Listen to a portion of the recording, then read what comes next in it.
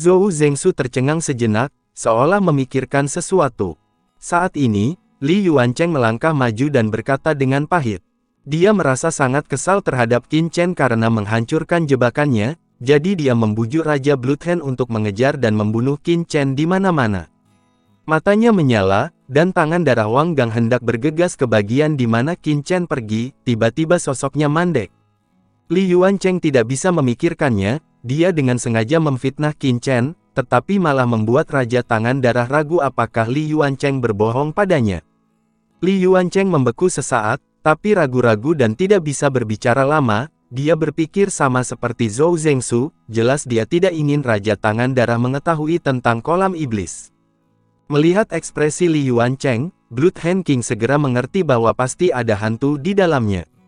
Ketika dia mengangkat tangannya, hisapan yang mengerikan langsung jatuh pada salah satu prajurit dinasti biasa yang tersisa, dan prajurit itu ketakutan. Saya hanya merasakan kekuatan yang menakutkan datang, dan seluruh orang tersedot ke dalam Bloodhand King.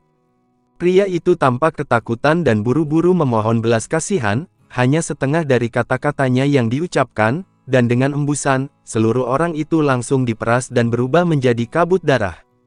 Berbicara dengan dingin, Bloodhand King mengangkat tangannya dan langsung mencengkeram leher prajurit lain, dan niat membunuh yang dingin sepertinya bertumpu pada tubuh orang itu. Wajah prajurit itu menjadi pucat, dan tanpa menunggu Raja Tangan Berdarah itu berbicara, dia sudah mengatakan hal-hal sebelumnya sebagaimana adanya.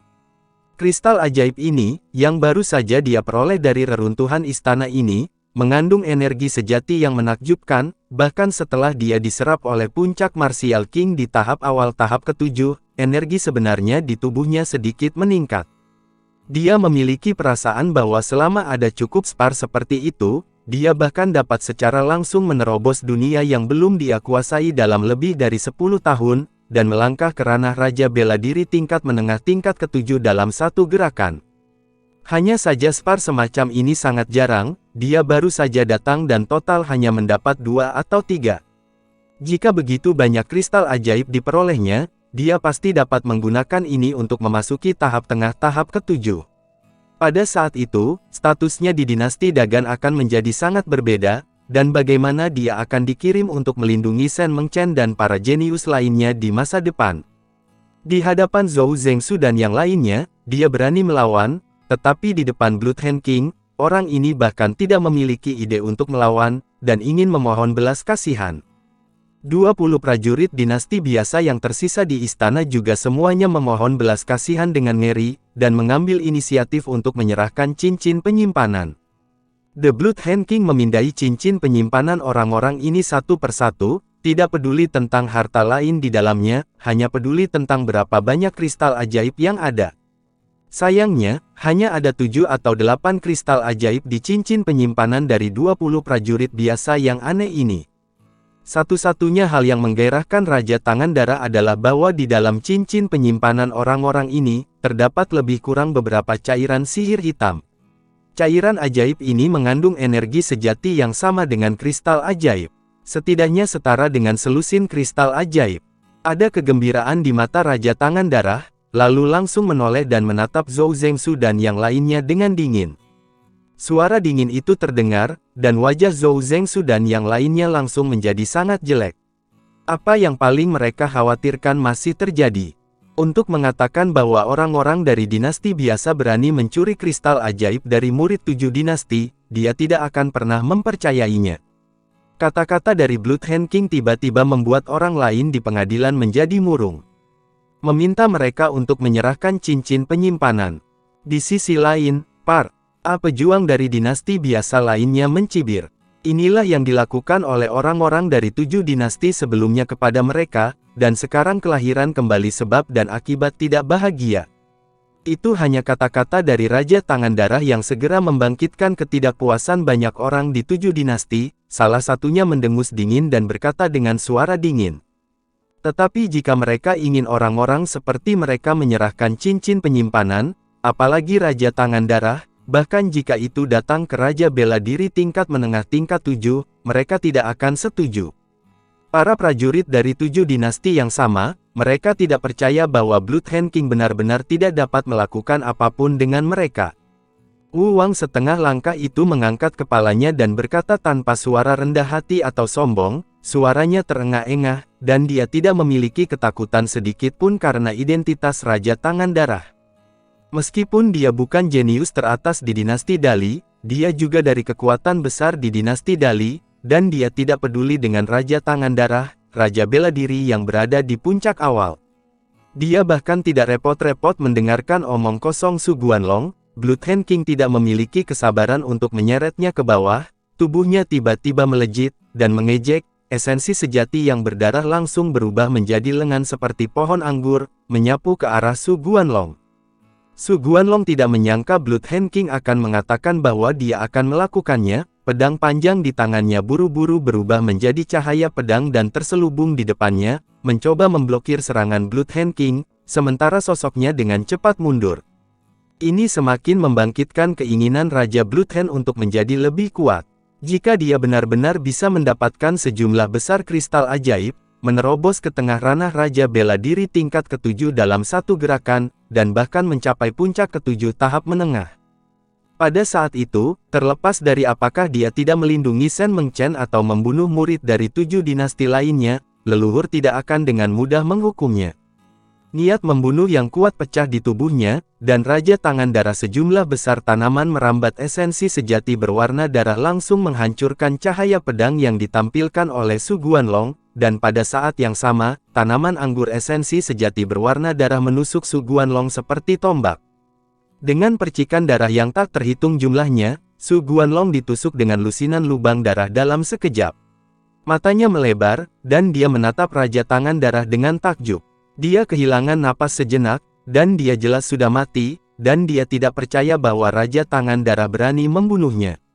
Semua orang menatap Raja Tangan Darah dengan bingung, dengan keheranan di mata mereka jelas, mereka tidak menyangka bahwa Raja Tangan Darah benar-benar berani melakukan sesuatu terhadap mereka. Sekarang dia telah melakukannya, Raja Tangan Darah semua menyerah dan membuatnya marah, belum lagi Su Guanlong, Zhou Zhengsu akan berani membunuhnya. Setelah beberapa saat, Raja Tangan Darah telah memeriksa cincin penyimpanan Zhou Zhengsu dan yang lainnya. Sebagai jenius pertama dinasti Long Yuan, saya harus mengatakan bahwa ada banyak harta karun di cincin penyimpanan Zhou Zhengsu, dan bahkan beberapa di antaranya membuat Raja Tangan Darah cukup terpesona, tetapi yang membuatnya tertekan adalah di cincin penyimpanan Zhou Zhengsu, sebenarnya tidak banyak kristal ajaib. Adapun prajurit dinasti lainnya, apalagi karena semua kristal ajaib terkonsentrasi pada Zhou Zhengsu, seluruh prajurit dinasti Sumber Naga hanya memiliki lebih dari selusin kristal ajaib dan kolam ajaib yang berukuran beberapa meter persegi. Mengangkat tangannya dan meletakkan semua kristal ajaib dan cairan kolam ajaib ke dalam cincin penyimpanannya, Raja Tangan Darah melambaikan tangannya untuk mengembalikan cincin penyimpanan itu kepada semua orang.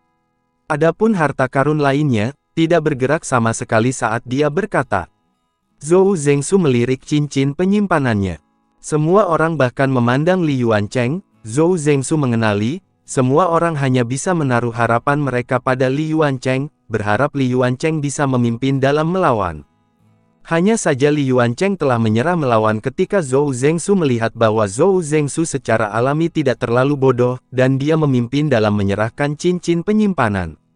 Bahkan Zhou Zhengsu dan Li Yuancheng menyerah, dan tidak peduli betapa tidak puasnya yang lain, mereka hanya bisa menyerahkan cincin penyimpanan mereka. Setelah memeriksa cincin penyimpanan semua orang satu persatu, wajah Raja Tangan Darah menjadi semakin jelek. Dari cincin penyimpanan orang-orang ini, dia hanya mengumpulkan kurang dari 30 kristal ajaib dan kolam ajaib yang berukuran puluhan meter persegi.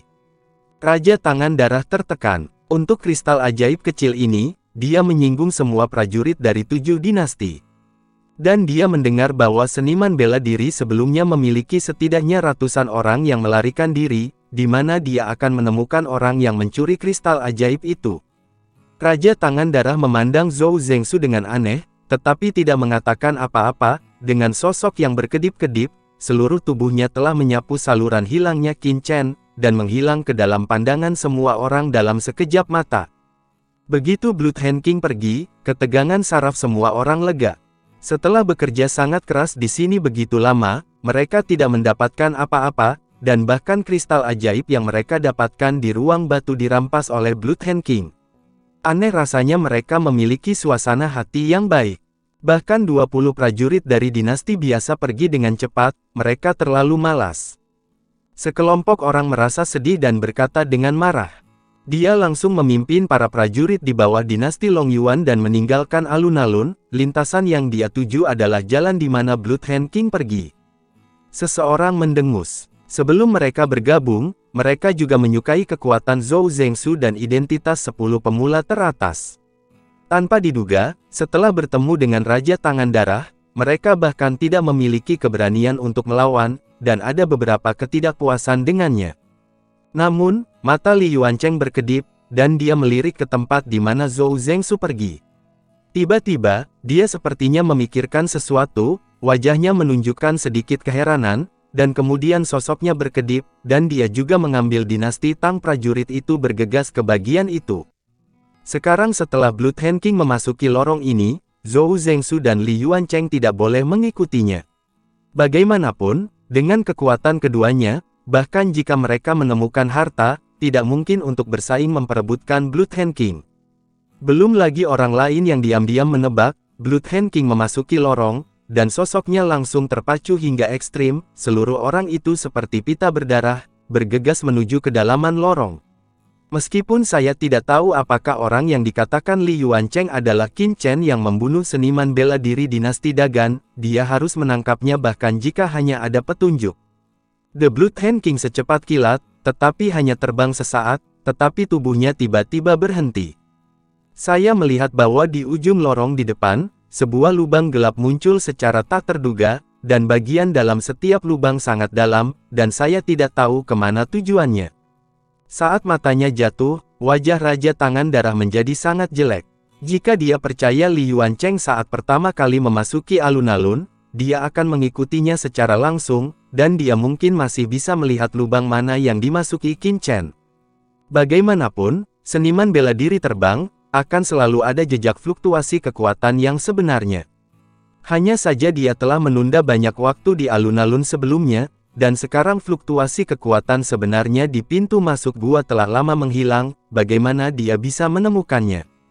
Tiba-tiba, seolah memikirkan sesuatu, jimat setipis sayap jangkrik muncul di tangan Raja Tangan Darah. Di jimat itu, sebuah rune tidak jelas terukir di atasnya, yang didesak "O". Le Raja Tangan Darah seketika. Cahaya berkabut melintas di jimat dalam sekejap, lalu melayang dari tangan Raja Tangan Darah, dan melayang ke depan sebuah gua. Jimat yang sebenarnya adalah satu. Semacam jimat yang dapat mengukur fluktuasi kekuatan sebenarnya, seniman bela diri terbang, menstimulasi energi sejati antara langit dan bumi, dan akan meninggalkan fluktuasi kekuatan sebenarnya di jalur perilaku, dan seiring berjalannya waktu, fluktuasi kekuatan sejati ini secara bertahap akan memudar. Bahkan Raja Tangan Darah, Raja Bela Diri yang berada di puncak tingkat ketujuh awal, itu juga sulit untuk dideteksi. Namun, tidak peduli bagaimana fluktuasi kekuatan yang sebenarnya menghilang, akan selalu ada jejaknya, dan mengukur jimat yang sebenarnya dapat mendeteksi fluktuasi kekuatan sejati yang sangat halus ini. Belum lagi Qin Chen baru saja memasuki lorong ini sebelum Tangan Darah Wang Yizuxiang, bahkan jika itu setengah hari lebih awal, selama tidak ada yang datang untuk menghancurkan jejak itu bisa diuji dengan jimat yang sebenarnya. Kecepatannya begitu cepat sehingga jelas mendorong kekuatan puncak awal tier 7 hingga ekstrim. Tidak lama setelah Blood Hand King menghilang begitu saja, Zhou Zhengsu dan sekelompok orang juga datang ke depan banyak gua ini. Menatap bagian di mana Raja Tangan Darah masuk, Zhou Zhengsu bergumam. Para prajurit dari dinasti Long Yuan lainnya semuanya terkejut. Mereka juga pernah mendengar bahwa Shen Mengchen, hari pertama dinasti Dagan, dibunuh oleh Qin Chen dari dinasti Dawei. Sekarang Zhou Zhengsu menyebutkannya lagi, beberapa orang tiba-tiba menyadarinya. Jimat muncul di tangan Zhou Zhengsu. Begitu jimat itu dipindahkan, itu langsung berubah menjadi kekuatan aneh dan menghilang di kehampaan. Sambil menghela nafas ringan, sosok Zhou Zhengsu bergetar, dan dia membawa murid-murid dinasti Long Yuan ke dalam lubang di mana Raja Tangan Darah menghilang. Setelah Zhou Zengsu menghilang, seekor tikus hitam perlahan muncul dari bayangan dinding di sampingnya, dan bola mata berwarna darah itu tampak sangat aneh. Pita menyala, Li Yuancheng muncul di pintu masuk gua, tikus hitam berubah menjadi pita, dan langsung jatuh ke tangannya. Wajah Li Yuancheng jelek. Dia tahu bahwa Qin Chen telah mencuri kristal ajaib dari kolam ajaib. Dia tidak akan memberitahu Raja Bloodhand lokasi jalan jika dia membunuhnya. Dia menambahkan musuh perampok harta ke dirinya sendiri. Dengan mendengus dingin, Li Yuancheng dan para prajurit dinasti Tang juga bergegas ke dalam gua dalam sekejap. Di antara mereka diam-diam mengikuti di mana Zhou Zengsu dan lainnya menghilang. Pada saat ini, di kedalaman lubang tempat Bloodhand King dan yang lainnya melacak, sesosok tubuh sedang berlari dengan liar. Sosok gagah ini persis Qin Chen. Begitu Qin Chen hendak menjarah harta orang lain, kekuatan jiwanya merasakan aura Wu Wang yang kuat untuk diikuti, jadi dia segera bergegas ke bagian itu. Meskipun dia tidak tahu dari dinasti mana Wu Wang ini berasal, dia ingin datang, dan hanya 7 dinasti yang memiliki modal yang cukup untuk membiarkan Wu Wang kembali ke daerah Wuzun ini. Jika dia tahu dia telah membunuh Heng Tianxiao, dia pasti akan menjadi orang pertama yang melakukannya. Meskipun Qin Chen tidak takut pada Jenderal Raja Wu, dalam keadaan barusan, lebih baik pergi, dan tidak perlu terlalu banyak melibatkan lawan. Setelah berhenti, kekuatan roh Qin Chen menyapu cincin penyimpanan, merasakan kristal ajaib padat di cincin penyimpanan dan potongan besar cairan ajaib, dan tidak bisa menahan keterkejutan. Dengan begitu banyak kristal ajaib, tidak akan lagi sulit bagi basis budidayanya untuk melangkah lebih jauh. Tidak heran ada begitu banyak orang yang merindukan alam rahasia iblis surgawi ini, dan itu memang tempat yang bagus untuk berburu harta karun. Mangkuk emas yang diambil dari Zhou Zengsu muncul di tangannya, dan Qin Chen juga sangat senang. Mangkuk emas ini tampak seperti segel besar pada pandangan pertama. Itu adalah harta yang luar biasa, meskipun dia sekarang masih belum mungkin untuk melepaskan semua kekuatan dari harta karun nyata ini. Tetapi selama dia menerobos ke ranah Raja Wu, kekuatan dari 2 harta karun nyata ini akan ada peningkatan yang lebih besar. Duduk bersila di sudut, Qin Chen segera mulai menyempurnakan larangan di mangkuk emas ini. Saat dia merampok mangkuk emas barusan, dia hanya menyempurnakan larangan yang paling dangkal, dan jika dia ingin benar-benar memotivasi mangkuk emas itu agar bertindak seperti lengan, dia harus memperbaiki lebih banyak larangan.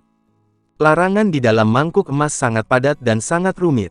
Untungnya, Qin Chen memiliki pengetahuan unik tentang pengekangan. Setelah sebatang dupa, dia sudah memurnikan semua pengekangan yang bisa disempurnakan dalam mangkuk emas ini. Mangkuk emas berkabut itu seperti cakram emas, mengambang di atas telapak tangannya, memancarkan aura menakutkan, dan kekosongan terpotong di tepinya. Qin Chen berdiri dengan terkejut di wajahnya. Semakin halus, semakin puas dia dengan mangkuk emas ini. Baru saja mencoba kekuatan mangkuk emas ini, wajah Qin Chen tiba-tiba berubah, dan dia melihat ke arah depan lorong tempat dia datang sebelumnya. Dalam persepsinya, nafas menakutkan dari Raja Seni Bela Diri mengalir ke arah sini, karena dia sedang memperbaiki mangkuk emas sekarang, menyebabkan kekuatan jiwanya tidak sepenuhnya dilepaskan, dan dia menyadari itu ketika lawan mendekatinya. Di bawah tatapan serius Qin Chen, cahaya berwarna darah samar muncul di ujung lorong, cepat, seperti kilat, dan datang kepadanya dalam sekejap mata. Qin Chen tersenyum pahit, dia berpikir bahwa dia segera pergi dan pihak lain tidak dapat melacaknya sama sekali. Dia tidak berharap bahwa Raja Wu begitu kuat dalam melacak sehingga dia akan menemukannya segera. Tetapi sejak dia ditemukan, Qin Chen tidak berniat untuk terus bersembunyi, tetapi dengan tenang melihat kemunculan Raja Wu yang tiba-tiba.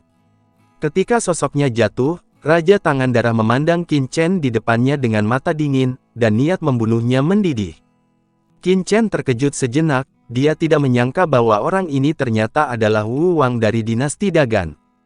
Secara umum, sulit bagi Wu Zun untuk memata-matai basis kultivasi Raja Wu, tetapi Qin Chen, dengan kekuatan jiwanya yang kuat, langsung merasakan basis budidaya Raja Tangan Berdarah, pada puncak tahap awal langkah ke-7.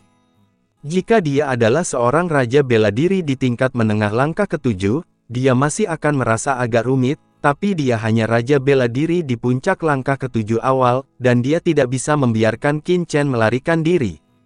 Antara lain, baju besi iblis alien di tubuhnya saja dapat memberinya keunggulan mutlak dalam pertempuran melawan raja bela diri di tahap awal tahap ketujuh, kecuali lawan dapat menerobos pertahanannya. Ketenangan Qin Chen membuat mata raja tangan darah suram sesaat, dan niat membunuhnya menjadi lebih khusyuk, seolah-olah pisau tajam bertumpu di kepala Qin Chen. Mengetahui bahwa tidak mungkin untuk bersikap baik, Qin Chen mencibir, dan semangat juangnya meledak, dan cahaya keemasan yang menyilaukan meledak dari mangkuk emas di tangannya. Qin Chen juga ingin menguji seberapa jauh kekuatannya saat ini dari Martial King di puncak tahap ketujuh, dan dia sangat yakin bahwa bahkan jika dia tidak bisa mengalahkan lawan, dia masih bisa mundur. Bagaimana mungkin Blood Hand King tidak mengetahui pikiran Qin Chen, berpikir bahwa kekuatannya luar biasa, dan dia ingin menantang pembangkit tenaga listrik Martial King, itu tidak biasa. Qin Chen perlahan mendesak mangkuk emas, tepi emas di tepi mangkuk emas itu bingung, memancarkan nafas yang menakutkan. The Blood Hand King tidak memiliki kesabaran, aura berdarah di tubuhnya tiba-tiba melonjak, darahnya melonjak ke langit, wus, semburan tajam udara terdengar, tanaman merambat berdarah dari esensi sejati ditembakkan dan menyerang Qin Chen. Itu adalah trik yang membunuh Su Guanlong sebelumnya. Dengan tangan tergeletak di dadanya, kekuatan sejati Qin Chen melonjak dengan liar, dan kekuatan mental yang kuat mengalir ke dalam mangkuk emas. Tangannya berubah menjadi telapak tangan untuk saling menentang. Mangkuk emas bergetar dengan gila di antara telapak tangan Qin Chen, meledak seperti lampu listrik.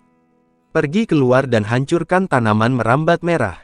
Ledakan, cahaya keemasan melonjak di langit, dan mangkuk emas yang menakutkan membengkak tertiup angin. Itu langsung berubah menjadi beberapa meter ukurannya. Itu bertabrakan dengan keras dengan tanaman merambat berwarna darah di langit, dan membuat raungan yang keras. Itu tidak bisa menahan serangan dari tanaman merambat berwarna darah, dan pada saat yang sama mengerikan kekuatan pemotongan dengan cepat menyebar ke darah melalui tanaman merambat dari esensi sejati.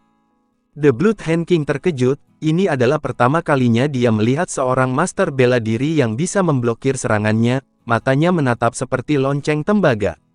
Namun, dalam menghadapi kekuatan pemotongan tajam, Raja Tangan Darah tidak bergerak, membiarkan kekuatan pemotongan menyebar, pemandangan aneh terjadi, kekuatan pemotongan tajam di dekat tubuh Raja Tangan Darah, seperti pisau yang menusuk seolah memasuki rawa, itu menjadi lamban dalam sekejap.